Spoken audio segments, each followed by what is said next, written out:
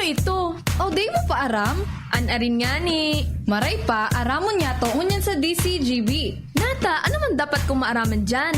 Ata, magdaog kita. Aramon niya to ang kakaibang mga impormasyon, mga istoryang mapapakinabangan bago ang panguntuhan. Totoo yan. Uya na ang programang Aramon Nyato digdi sa DCGB. Kaiba si Mardela. Aramon Nyato.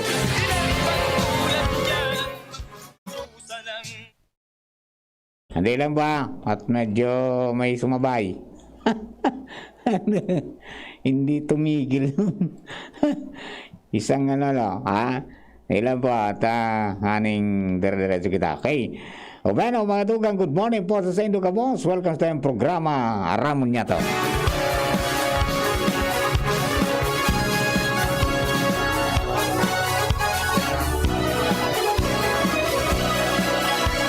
Kabayan, dapat mong malaman na kailangan mong maintindihan ang usapan na may kinalaman sa iyong kapaligiran.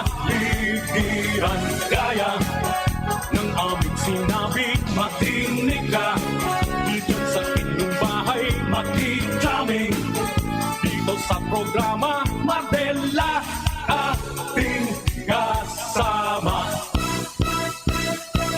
Pakinggan natin si Mardela, samahan natin si Mardela. Sa balita, issue at sa komentaryo, kay Mardela tayo ay panalo. Pakinggan natin si Mga tugang sa Giraray, good morning po sa Indo Cabos. Welcome sa tayong programa Aramon Nyato ng pungal daw na inin Tuesday. Martes po nga medyo alipot lang iribanan ta pag alas 11 bibigyan natin ng daan ang programa kan Department of Health para sa tsikahang pangkalusugan. Kailangan natin yan in this time of pandemic, no? So abagang po nila yan mamaya alas 11 hanggang alas 12. For the meantime, inipuan sa inyong lingkod Mark Dilad daing iba sadit sanak pero tiyan hanggang 11 o'clock po kita sa Aramon Nyato. Technical side kasabay niya to syempre si June Napolis, the man from Poland. And siyempre yaon man sina Arvin at saka Richard sa DCGB Social Media Department. Sa luwas ang Mega Force Patrol sa padagos na pangalap. Di mga istorya, tanganing may balangibo sa banuan, asin magpukaw ng mga tulog sa pansitan. Kumusta pa mga officials nato? From barangay hanggang sa itaas. Huwag tayong patulog-tulog sa pansitan. Nagsunan problema ng sambayanan mga kapatid. Ilang tulog na lang, ilang tumbling na lang. Tapos na ang registration of voters. Pagkatapos simula na ng filing of certificate of candidacy. Matindi ang birthday ni Angela.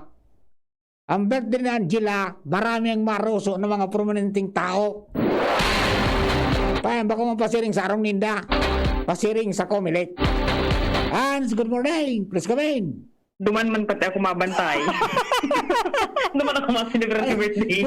Birthday pala. From ano yan From 8 o'clock hanggang alas 12. Oo. Ayan, okay, sige. Yan na, tabi may connection sa impormasyon may kinaraman sa Comelec na dit ngunyan tabi Sir Mar. Ang Comelec albay na posibleng dainan ninda maabot ngunyan na September partikular na. Sa huring aldaw kay ni antigahabol nindan target na 92,000 na mga albayanong mapa-reactivate kan sa indang estado sa pagiging botante.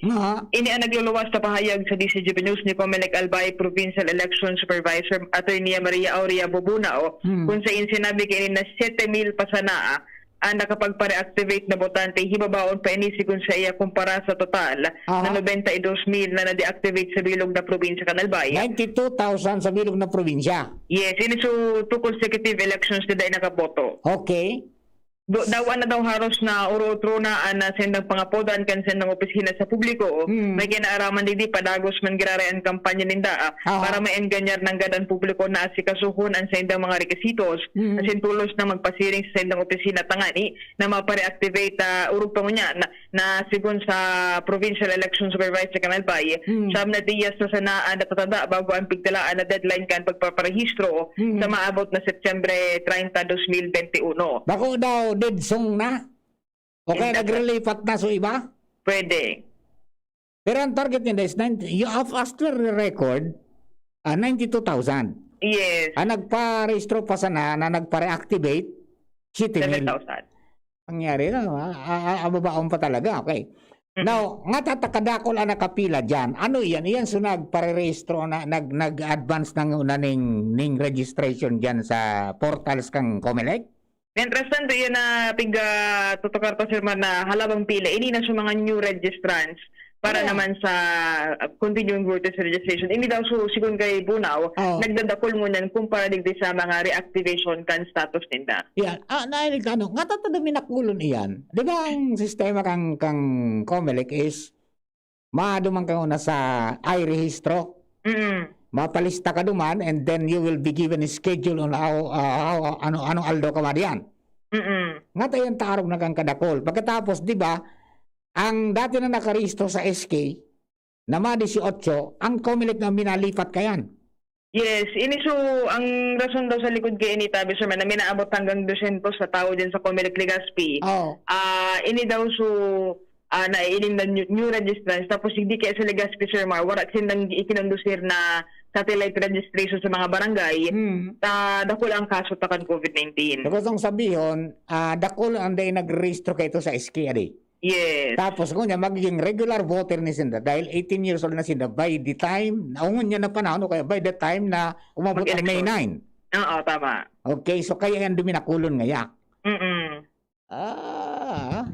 Sigun kay Bunaw Sir Mar, ining sa new registrants, wala na silang problema tan abot na ninda. Actually, dapat 40,000 lang sa target nila for the new registrants. Nagabot sa 74,000 so na proseso ninda. Pero kaya talaga ang tiga habol ninda ko niyan. So, mga deactivated. Almost double. Kaya lang, because of arog ka ng linya, magdyan man sa deactivated, nasa odya na. Yan. Dahil hindi pwedeng magkag-special lane para sa deactivated? Ang deactivated, dabi sa mas makas kasi inita, ugusin ng online processing, mapasa lang ang requirements, tapos duman ipoproseso nito. Dati na sin ng igwang. Yes, may record na eh. May database na. Naroon sa database. Maklik naman sana eh. Ayan. How about yung mga transferee pagkatapos sa mga nagbago ning, halimbawa, nag-agom na, gusto na gamitin sa apelido ka, nag-agom. Di ba? Oo, ining mga transferee tabi, sir, dyan man ginareo, physical minting mapasiring sa mga opisina. Ang nangyari. Maproseso iyan. Kansukat kaya? Nag-aragom kaya? Di ba? Tsaka kansukat kaya. Ang haba eh. Di ba? Oo, kasi dati baga sir mo, warang pila talaga kamahihilig. Alam ba unon so panahon na dapat na sinda magparehistro nga tado yan tarog kita ka na Pilipino ari. Iyan sa tigapod na Filipino time. Ngayon. Ay Jesus Maria si pari. No rin daw kita kan makaakod na gibunta ng obligasyon tayan as a Filipino citizen. Tama. Yung the right to suffrage dapat na atamanon tayan.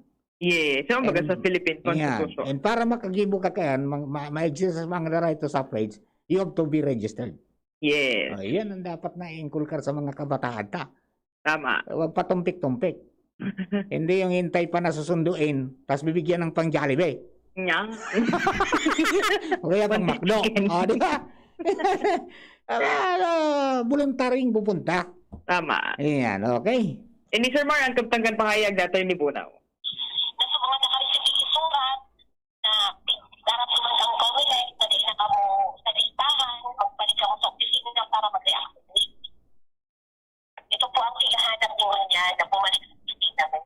So yan tabi Sir Mar, ang panagos na pangapodan kang Comelec Albay, may kinaaraman sa papaabot na eleksyon 2022. Gusto mo sabihin, maski duman sa mga opisina nila sa mga munisipyo, talagang medyo matumal. Matumal. Di ba? Kasi ang pagsasabi na yan, yung record yung kang probinsya, naali yan sa iba-ibang mga Local opisina election kan officer. local election civil registrar, di ba? Yes. Sa kulog kang payo, asin tayo. Nangyari. Oh, ayan. Makulog sa payo talaga. Wag di ka nakaboto na kami, problema yan. Paano kung di ka registrado? Yeah. Di, wala ka dun sa listahan na nakuha ni politiko. Hindi ka kasama.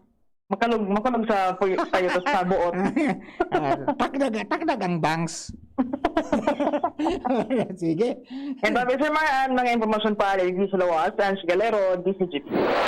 Thank you very much, Sam. Sitwasyon po yan mga tugang sa Comelec.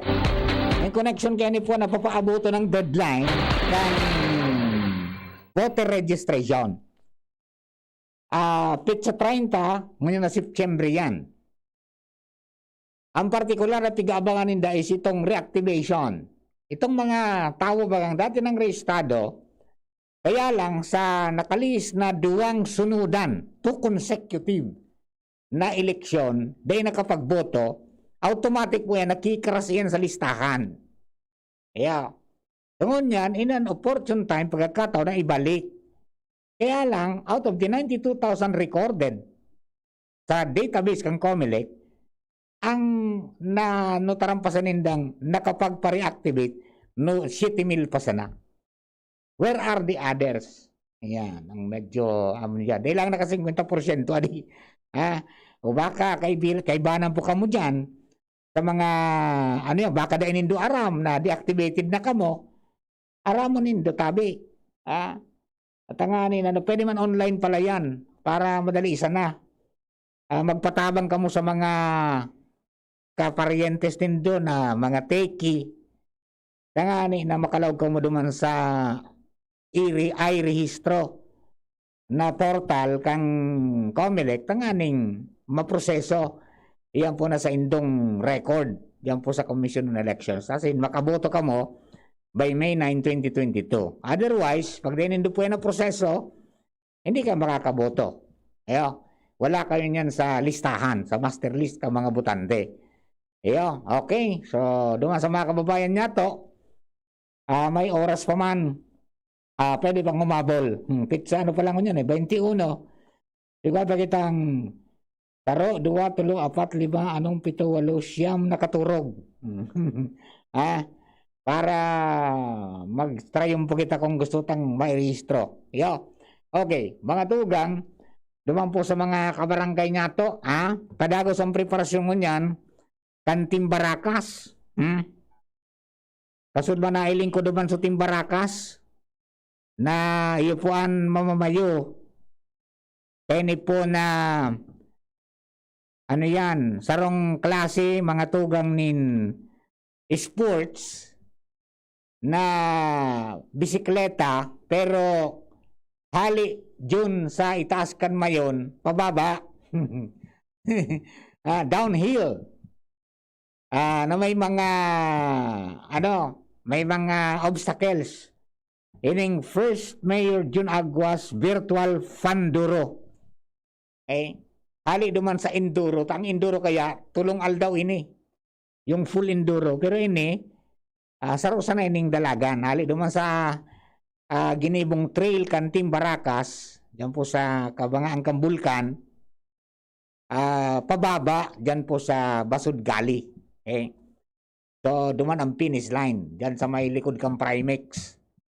Kaya sa Pitsa 26 po yan, aldaw ng Domingo. So digdi matitesting naman sa stamina and skills ka mga bikers at ibang klase mga bisikleta po ini, may shock absorber na ginagamit yan. Pagkatapos, siyempre yung skills kan rider dahil gano'n sa nagmotor na durong naglalayog-layog ang bisikleta mo.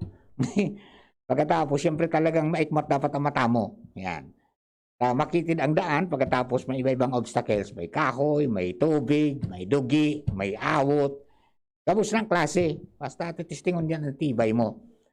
So, nakaprepara naman sa mga medical team. May kinaraman kaya. Siguro, so kabalikat si Bicom. Mga pag-iribota siguro, baka mag-assist. Depende yan sa kagadan kan Barakas, Team Barakas. Okay. Kaso ba nahiling mo sa Team Barakas, tagduman sa Aguas Farm, duman pala ng gibo ng awarding after kang karera, ini ba ko man sarabay na karera, bibutasan iyan dyan, saro-saro, tapos pigkukwaso oras, pinaka the best time na oras mong bumaba, iyan po ang so pinakahalipot, ganyan manggagana. Ingat lang sa mga riders po tabi, kaya tangani na magkator ka mo ning ata basin magpakondisyon ka mo. Kada ko lang mga nagsasakat dyan, ang sistema kaya, pasakat ka duman, matukad ka ng tayong gusto, tapos daradara mo sa bisikleta mo, tapos pag pababa mo, yan, madali unsa na. Imagine nila ka mong saro may kabangang oras dyan, in 6 minutes, down ka na sa baba. Di ba? Karugan. Pero yung balik-balik sinda, thrilling nga, maray-ray nga yung exercise man. Kaya, so, yan po tabi, duman sa mga kababayan ta. So, good luck na lang sa mga gara na po dyan, and be safe tabi, para po duman sa mga riders ta. Okay? And sa mga spectators, duman lang kamo sa may, may finish line, magalat, tangani po, dahil masyado makaulang duman sa agian sa trail. Yo. Alright. Mga tugang, halipot pang oras ta, kaya param na kita dyan. Ha? Tangani po na makapreparar ang mga pag-iriba niya to, mga tugang dyan sa Department of Health, asa sa indaman na programa, na dapat indong madangog ngunyan po na aldaw. Pero yan duman sa, siyempre sa pigapaabot na report sa COVID cases, yaon man tabi ang iba pa na mga tema ninda, most especially sa pag-ataman sa salud niya to, ngunyan pong mga panahon. Yo. Sa indo po boss, mga kabarangay, thank you very much for giving me company. Ano po si Mardela. Thank you and God bless. Bye-bye. There's a calm before the storm. I know. Sa kulog kang payo asing kalintura, anong bulong ang dapat? Han, para sa ako, dapat mausog. Mahal, para sa ko, dapat maingat magparahay. Dai nga kaipuhan mamili pa. Magbiogesic, magkasing kusog, pero maingat magparahay. Arog kaiyan magataman, agbiogesic. Ayos! Marita, pwede palang parehas. Ingat! Unilab yan. Paracetamol is the generic name of Biogesic. If symptoms persist, consult your doctor. Paracetamol Biogesic. Sa sakit ng ulo at lagnat, piliin ang singgaling ng malakas na gamot at maingat magpagaling. Alagang Biogesic. Ingat! Gumagaan ang inuman pag Uy! Musta? ito, stress. Pag ganyan, ini-imagine ko na lang, nasa bar ako. Bar? Oo, kasama kayo. At may bucket na Sunbig Light. Pagtapos ng mabigat na araw, mag-inuman with friends and Sunmig Light. 100 calories lang, magaan sa tiyan. Uy! Sunbig Light! Tingin naman! Ulitin natin to. Alin, yung mag-imagine? Hindi, mag-inuman. Gumagaan ang inuman pag Sunmig Light. Drink responsibly. Pagtapos ng mabigat na araw, mag-inuman with friends and Sunmig Light. Available at convenience stores and supermarkets. Drink responsibly. Lahat tayo may mga mahal sa buhay. Pero hindi dapat mahal ang magmahal. Kaya wag mo hihiyang magtanong. Sa RightMed, gamot na maaasahan. Kayang araw-arawin. Dahil ang RightMed para sa lahat. If symptoms persist, consult your doctor. RightMed, isang pangalan sa gamot na kailangan. At ngayon, ang pinakabago, ang pinaka-epektibong food supplement na mabusising ginawa sa Amerika at matapos at 3 taon, aprobado na ng FDA. Mega One, ang evolusyonaryong produkto na nagtataglay ng 21 natural na mga komposisyon na nakatutulong upang palakasin ang immune system at ang ating kalusugan. Para sa karagdagang impormasyon, maaaring pumunta kay Doc Joey Bitito sa Barangay 18, Cabangan West, Legazpi City, kaharap lang ng Bangko Sentral ng Pilipinas, o tumawag sa 0998-975-8121 or 0917-853-8933 para sa free consultation sa natural medicine. Bisitahin din ang aming Facebook pages, Mega One Superfood at NHC Bayanihan Official. Mega One, evolusyon para sa kalusugan. Yan si Kong Joey Salceda, may tabang sa edukasyon. Yan si Kong Joey Salceda, problema daw may solusyon. Yan si Kong Albayano Orgulyo, an idol ni Paglaom. Yan si Kong Joey Salceda, ang ligasiya niya rumdo. Infrastruktura mga tinampo, sa tabang niya may eroplano. Tapos na plano, yaw na mismo ang makikinabang permita. Wo garantisado ang pakagibo kan Bicol International Airport yo. Kada ko lang matatawanin trabaho sa segundo distrito Albayano. Yan si Kong Albayano Orgulyo, an idol ni Paglaom. Yan si Kong Joey Salceda, ang ligasiya niya rumdong. San Campeon, ako'y pag-ibahin sa mundo kong Pinoy. Pag-ibahin ang dugo natin. San Campeon, sa pagod putla o hila, kayang-kaya.